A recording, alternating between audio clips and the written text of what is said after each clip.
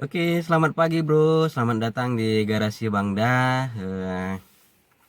Kemarin belum sempat buat openingnya, baru hari ini kita sempat buat openingnya.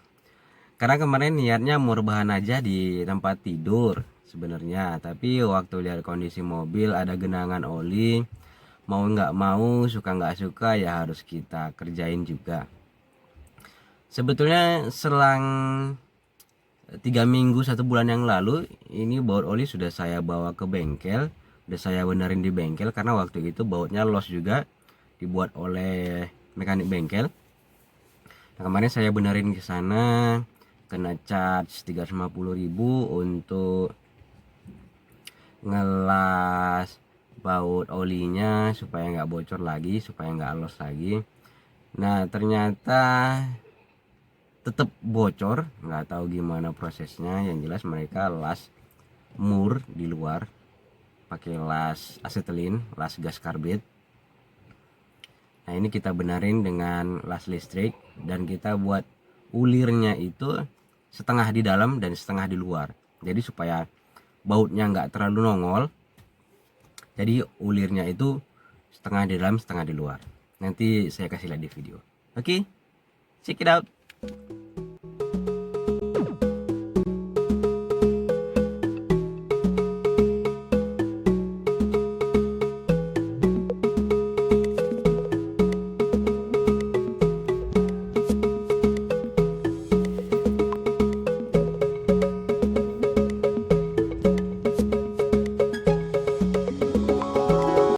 Nah ini dia baut oli yang kemarin bocor. Nah tuh netes dia, lumayan deras lagi netesnya.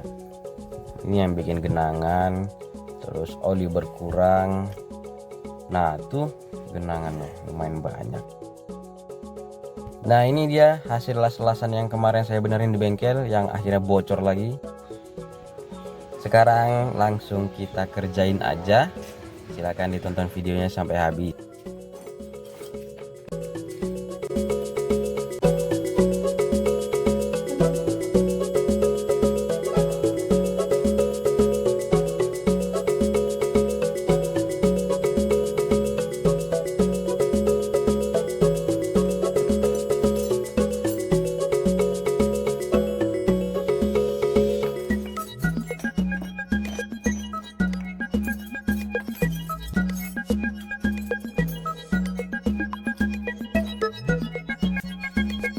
Ini dia, kita siapin dulu kunci-kuncinya.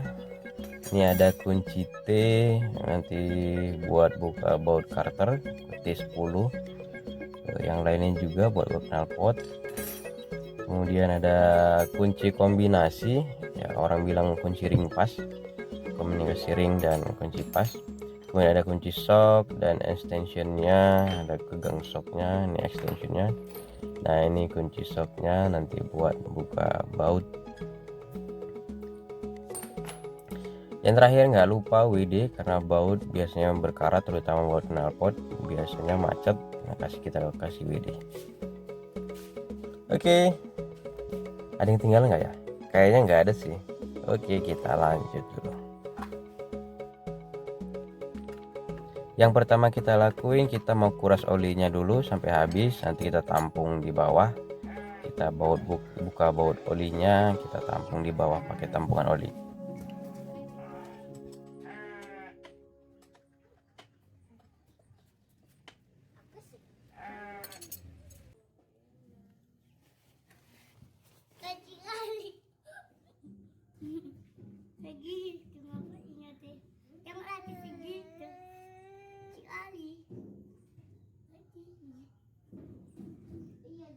Setelah olinya habis, kita tutup kembali, baru kita masuk ke kolong. Nah kita kasih WD, terutama baut knalpot yang biasanya macet, kena panas, kena karat. Nah kita semprot dulu pakai WD, baru kita buka, mengurangi resiko baut los atau baut patah. Jadi supaya aman dan cepet aja, karena kalau enggak nanti bakalan lama kalau ada masalah di bautnya.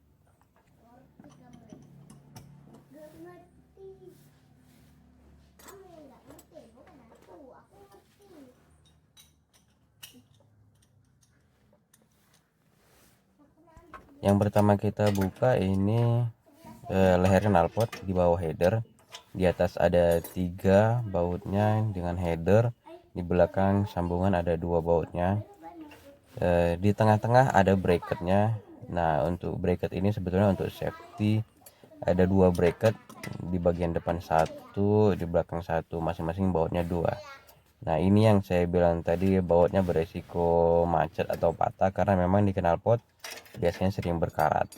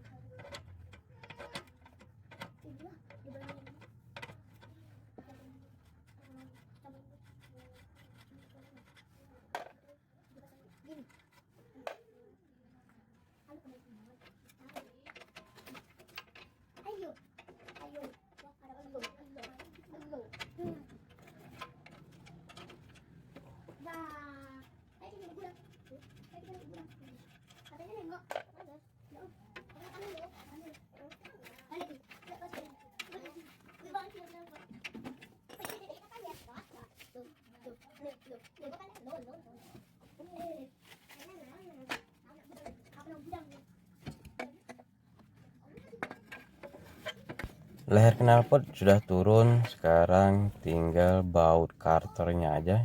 Ini bracket knalpot nanti juga kita turunin. Nah, tinggal baut 10 yang kecil-kecil ini. Nah, ini ada urutannya. Kalau buka dia dibuka dari pinggir baru ke tengah, kalau pasang dia dari tengah baru ke pinggir.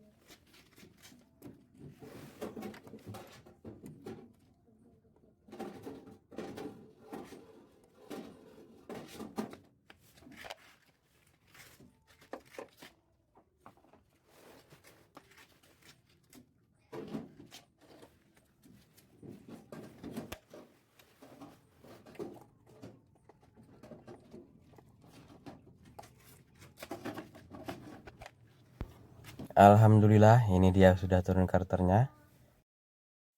Halo bro,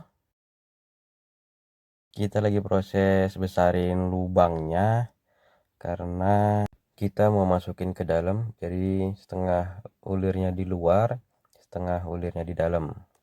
Karena kalau semua di luar, bautnya bakalan nongol. Jadi kalau ada benda-benda yang menghalangi karena mobilnya rendah, jadi kalau ada yang datang dari depan seperti batu atau yang lainnya, dia bakalan menghantam baut oli. Nah ini yang mau kita hindari supaya dia agak tenggelam, jadi setengah ulirnya di luar dan setengah di dalam. Ini begini dia, kita masukkan bos tab bautnya ke dalam setengah, pakai mata grinding tuning ya bro, bukan mata bor. Ini pakai mata grinding tuning buat ngecun ya, biasanya kalau mekanik motor atau mekanik mobil.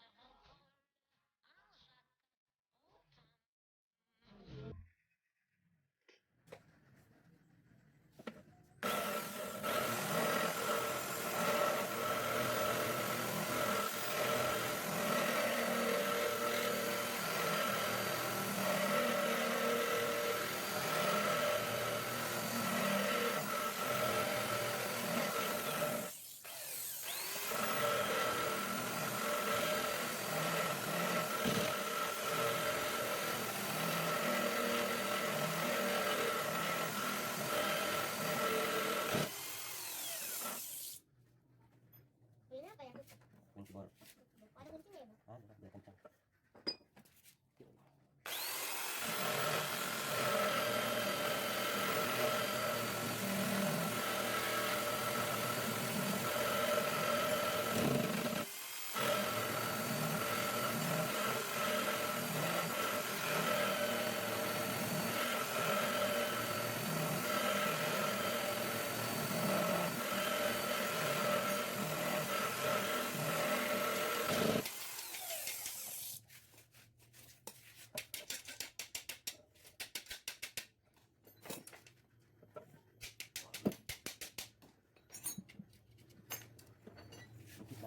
Sedikit lagi.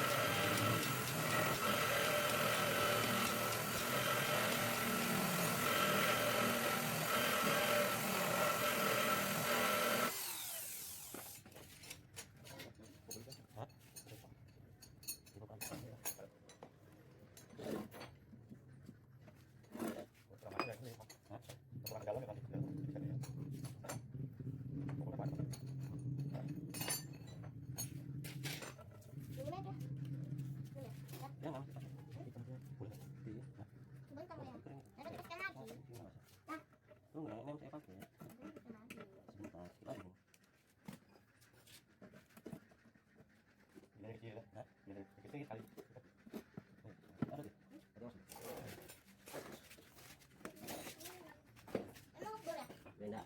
Ya.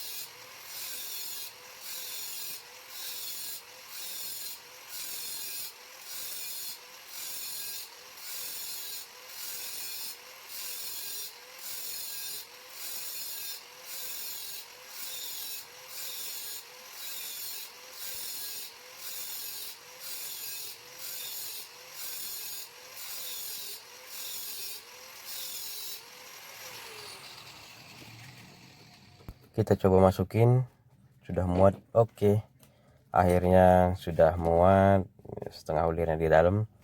Tinggal kita bersihin sisa-sisa bekas cat atau bekas las kuningan yang kemarin di bengkel. Ini kita bersihin karena rencananya kita mau las listrik, bukan las gas asetilin lagi. Ini dia simulasinya kalau kita masukin ke dalam. Segini tingginya, tinggi ulir baut olinya yang di dalam. Nah ini dia bos, tap olinya. Bisa dicoba kalau mau buat, mungkin bisa diminta tukang bubut. Jadi supaya kalau ada benda dari depan, kalau dia tenggelam, harapannya baut olinya tidak terhantam batu. Jadi ulirnya atau bautnya bisa tahan, mudah-mudahan tahan sampai 7 turunan.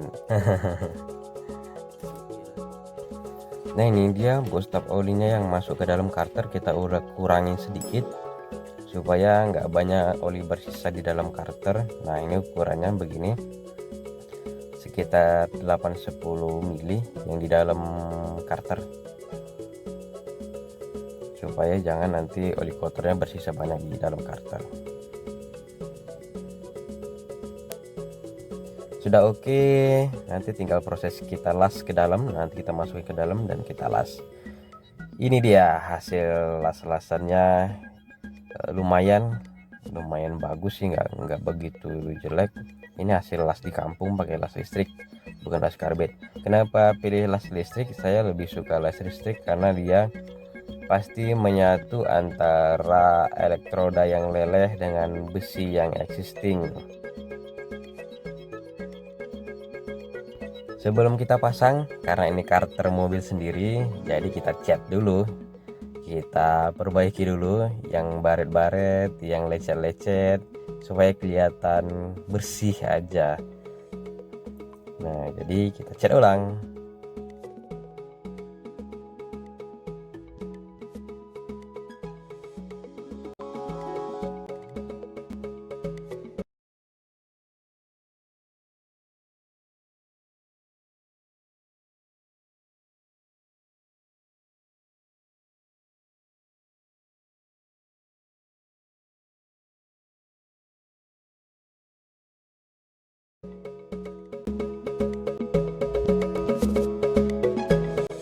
Sudah selesai kita pasang, karternya sudah terpasang, juga knalpot sudah terpasang. Ini langsung aja karena proses pasangnya cukup panjang. Nah, ini baut yang sudah kita proses dan sudah kita pasang, mudah-mudahan awet 7 turunan. Nah, ini knalpot juga sudah terpasang semuanya, nggak ada yang lupa. Tinggal bismillahirrahmanirrahim kita isi oli dan kita start mesinnya.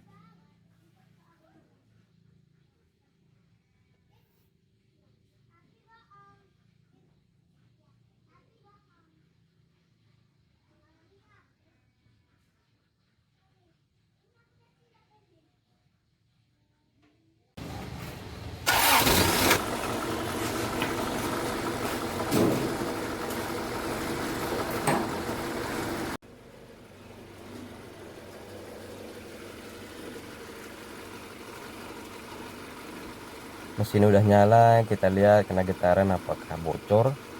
Ternyata enggak, alhamdulillah sudah berhasil. Mudah-mudahan kayak yang saya bilang tadi awet 7 turunan. Kenapa juga semua ada terpasang, nggak ada yang bocor. Mungkin sampai di sini prosesnya. Bos tap oli saya kira ini adalah pilihan yang optimal untuk baut oli yang dol atau slack oliernya.